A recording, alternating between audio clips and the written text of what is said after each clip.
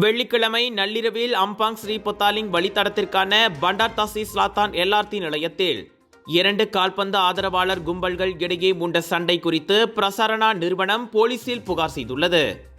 அம்மோதலில் ரயிலின் கதவு மற்றும் கண்ணாடி உட்பட எல்ஆர்டி நிலையத்தின் வசதி கட்டமைப்புக்கு சேதம் ஏற்பட்டுள்ளதே அதற்கு காரணம்.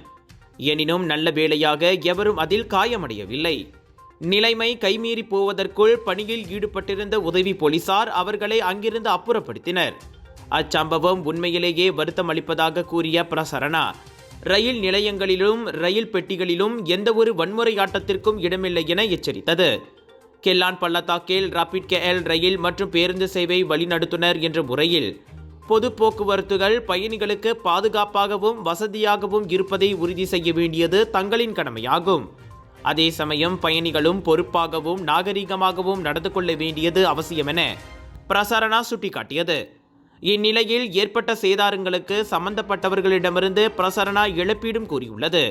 சுமார் 20 முதல் 30 பேருக்கு இடையில் மூண்ட அச்சண்டையில் ஒருவரையொருவர் குத்திக்கொண்டும் எல்ஆர்டி ரயில் கதவுகளை எட்டி உதைத்தும் குப்பை தொட்டிகளை வீசியும் அவர்கள் மூர்க்கத்தனமாக நடந்து கொண்ட வீடியோக்கள் வைரலாகி அதிர்ச்சியை ஏற்படுத்தியது குறிப்பிடத்தக்கது.